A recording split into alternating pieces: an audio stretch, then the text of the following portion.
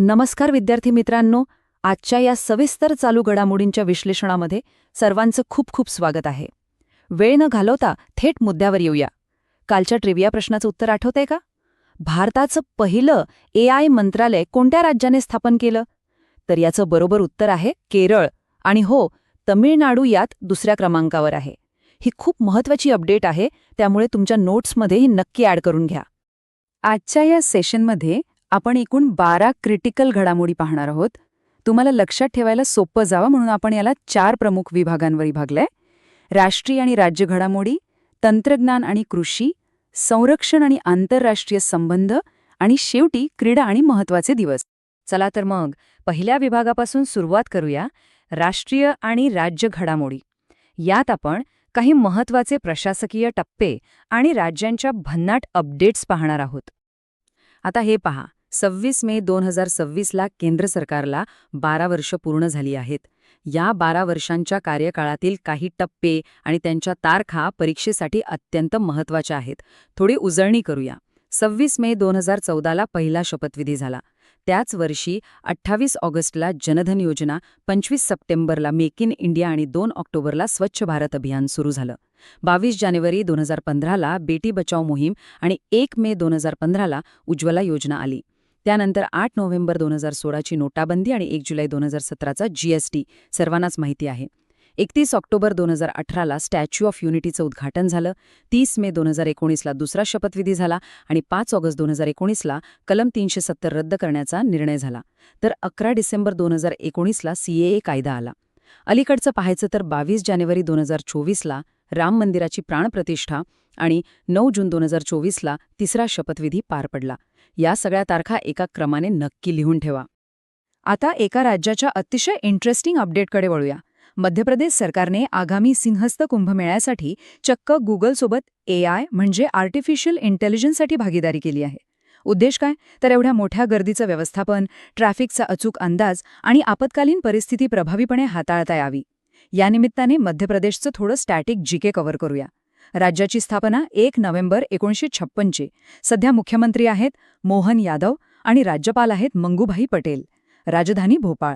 इथे तब्बल 8 national parks आहेत: बांधवगड, कान्हा, पेंच, संजय, सातपुडा, पन्ना, वनविहार आणि कुनू.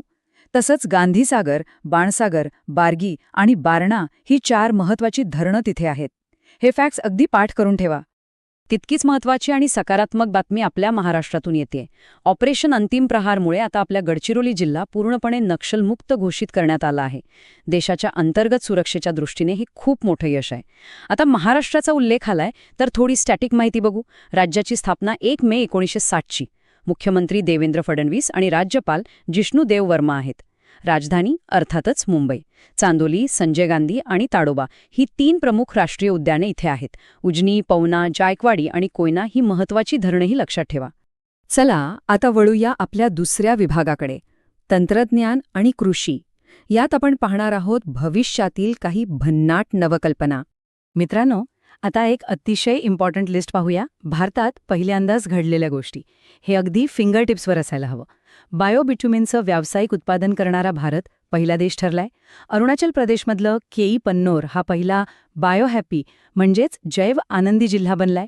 पिलीभीतमध्ये पहिलं सेंद्रिय बासमती शेत तयार झालंय आणि पुण्याने देशातला पहिला लो एमिशन झोन सुरू केलाय. आता इन्फ्रास्ट्रक्चर आणि टेक्नॉलॉजीचं पाहिलं तर सानंदमध्ये पहिलं खाजगी उपग्रह उत्पादन युनिट सुरू झालं. गुजरातमध्ये पहिला चिप प्लांट आणि नोएडामध्ये टेम्पर्ड ग्लासचं उत्पादन सुरू झालंय. AI आणि ड्रोन्समध्येही आपण मागे नाही बरं का. मेरठमध्ये देशातलं पहिलं AI विद्यापीठ आलंय. आदिवासी भाषांसाठी आदिवाणी नावाचा AI ट्रान्सलेटर आलाय आणि अवतार हे पहिलं उभयचर म्हणजे पाण्यावर आणि जमिनीवर दोन्हीकडे चालणारं ड्रोन तयार झालंय. प्रशासकीय पातळीवर केरळने ज्येष्ठ नागरिकांसाठी पहिलं स्वतंत्र बजेट मांडलं आणि सर्वात महत्त्वाचं म्हणजे आपलं महाराष्ट्र हे भारत FS प्रणाली म्हणजेच भारत फोरकास्ट सिस्टम वापरणारं देशातलं पहिलं राज्य ठरलं आहे. ही यादी अगदी पक्की डोक्यात फिट बसवा. भारत तंत्रज्ञानात किती वेगाने पुढे जातोय याचं हे उत्तम उदाहरण आहे. भारतीय शास्त्रज्ञांनी पिकांसाठी जगातला पहिला अत्यंत अचूक असा AI आधारित जनुकीय संपादक म्हणजेच जेनेटिक एडिटर विकसित केला आहे. यातली सगळ्यात भारी गोष्ट काय आहे माहितीये? हे मशीन कोणत्याही परदेशी किंवा फॉरेन डीएनएचा वापर न करता वनस्पतींच्या स्वतःच्या डीएनएमध्ये अचूक बदल करू शकतं. विचार करा, यामुळे पिकांचं उत्पादन तर वाढेलच, पण हवामान बदल आणि रोगांचा समर्थपणे सामना करणाऱ्या पिकांच्या जाती आपल्याला मिळतील. हे खरंच खूप मोठं अचीव्हमेंट आहे. कृषी क्षेत्राशीच संबंधित आणखी एक मोठी बातमी आहे. अरुणाचल प्रदेशने त्यांच्या अरुणाचल किवी या मोहिमेसाठी तब्बल 167 कोटी रुपयांचं बजेट जाहीर केलं आहे. याचा मुख्य फोकस काय आहे, तर हे किवी थेट जागतिक प्रीमियम मार्केटमध्ये पोहोचवणं. आता अरुणाचल प्रदेशबद्दल स्टॅटिक माहिती पाहू. राज्याची स्थापना 20 फेब्रुवारी 1987ला झाली. राजधानी इटानगर. पेमा खांडू हे मुख्यमंत्री आणि केटी पारनाईक राज्यपाल आहेत. तिथे रंगनदी आणि सुबनसिरी ही धरणं आहेत. मौलिंग आणि नामदफा ही 2 राष्ट्रीय उद्यानं आहेत. तसंच बुइया, चालो, वांचो आणि पोनुंग हे तिथले डान्स फॉर्म्स परीक्षेसाठी खूप वेळा विचारले जातात. यानंतर एक छोटी पण महत्त्वाची अपडेट. वस्त्र मंत्रालयाने नुकतंच भारत टेक्स 2026 हे मोबाईल ॲप लॉन्च केलंय. या ॲपचा एकच साधा उद्देश आहे, तो म्हणजे जागतिक वस्त्रोद्योग कार्यक्रमात जे भागधारक किंवा स्टेक होल्डर्स सहभागी होतील त्यांना एक मस्त आणि सोपा एकात्मिक डिजिटल प्लॅटफॉर्म उपलब्ध करून देणं. तिसरा विभाग बघूया, संरक्षण आणि आंतरराष्ट्रीय संबंध.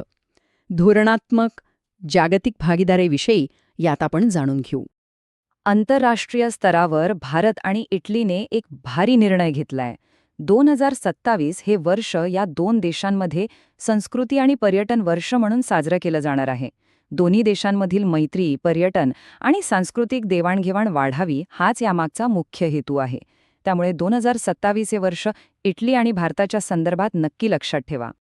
आता संरक्षणाविषयी बोलू. भारत आणि फ्रान्सच्या नौदलामध्ये वरुणा हा सागरी सराव सध्या अरबी समुद्रात सुरू आहे. या सरावाची हिस्ट्री खूप इंटरेस्टिंग आहे. हा सराव 1983 मध्ये सुरू झाला होता आणि 2001 मध्ये त्याला वरुणा हे नाव दिलं गेलं. नौदलातला समन्वय आणि युद्धकौशल्य वाढवणं हा याचा उद्देश आहे. फ्रान्सचा विषय निघालाचे ते थोडे रिव्हिजन करू.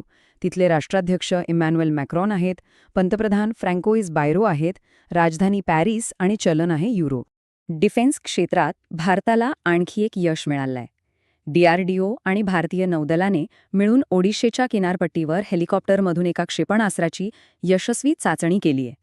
या क्षेपणास्त्राचं नाव आहे NASM-SR, म्हणजेच नेव्हल अँटीशिप मिसाईल शॉर्ट रेंज. हे पूर्णपणे स्वदेशी बनावटीचं आहे आणि यामुळे भारतीय नौदलाची ताकद नक्कीच वाढणार आहे. आणि आता आपला शेवटचा विभाग, क्रीडा आणि महत्त्वाचे दिवस. यात आपण काही रेकॉर्ड्स आणि मे महिन्यातील महत्त्वाचे दिवस कव्हर करू. 25 मेला जागतिक फुटबॉल दिवस असतो. याची सुरुवात नुकतीच म्हणजे 2024 मध्ये झाली आहे. पण हीच तारीख का? कारण 25 मे 1924ला पॅरिस ऑलिम्पिकमध्ये पहिला आंतरराष्ट्रीय फुटबॉल सामना खेळवला गेला होता. त्याला 2024 मध्ये बरोबर 100 वर्ष पूर्ण झाली. आणि 2026च्या या दिवसाची थीम काय आहे? तर ती आहे बी ॲक्टिव्ह. हे दोन्ही पॉइंट्स एकदम क्लिअर ठेवा. परीक्षा जवळ आली आहे, त्यामुळे मे महिन्याचे दिवस पटापट रिवाईज करूया. 1 मेला कामगार दिन, महाराष्ट्र गुजरात दिन आणि उज्ज्वला दिन असतो. 2ला ट्युना दिन, 3ला पत्रकार स्वतंत्र दिन, 4ला कोळसा कामगार दिन आणि 5ला दमा दिन. 7 मेला ॲथलेटिक्स दिन आणि 8ला रेड क्रॉस दिन. 11 मे हा राष्ट्रीय तंत्रज्ञान दिन असतो, तर 12ला परिचारिका दिन. 14ला स्थलांतरित पक्षी दिन, 15ला कुटुंब दिन आणि 16ला सशस्त्र सेना दिन. 17 मेला दूरसंचार आणि उच्च रक्तदाब दिन. 18ला एड्स लस आणि संग्रहालय दिन. महिन्याच्या शेवटी 21ला दहशतवाद विरोधी दिन, 22ला जैवविविधता दिन आणि 31 मेला तंबाखू विरोधी दिन, तसंच अहिल्याबाई होळकर जयंती असते. हे असं लिंक लावून लक्षात ठेवलं की विसरायला होत नाही. क्रीडा क्षेत्रातील एक जबरदस्त रेकॉर्ड पहा. पंजाबचा धावपटू गुरिंदरवीर सिंग यांनी इतिहास रचलाय. 100 मीटरची शर्यत 10.10 सेकंदांपेक्षा कमी वेळेत पूर्ण करणारा तो भारतातला पहिलाच धावपटू ठरला आहे. हे नाव परीक्षेला 100% विचारलं जाऊ शकतं, त्यामुळे हे नाव अगदी फिट लक्षात ठेवा. आणि आता आजच्या विश्लेषणाच्या शेवटी तुमच्यासाठी एक प्रश्न. मे 2026 मध्ये दिल्ली उच्च न्यायालयाने कोणत्या ऑलिम्पियन कुस्तीपटूला आशियाई खेळ 2026च्या निवड चाचण्यांमध्ये सहभागी होण्याची परवानगी दिली आहे? पर्याय आहेत अंशू मलिक, विनेश फोगाट, साक्षी मलिक की अंतिम पंघाल. याचं उत्तर काय असेल ते खाली कमेंट्समध्ये नक्की सांगा. चुकलं तरी चालेल, पण प्रयत्न नक्की करा. यामुळे तुमचा सराव चांगला होईल. उद्याच्या सेशनमध्ये आपण याचं बरोबर उत्तर पाहू. तोपर्यंत उजळणी करत राहा आणि अभ्यास चालू ठेवा.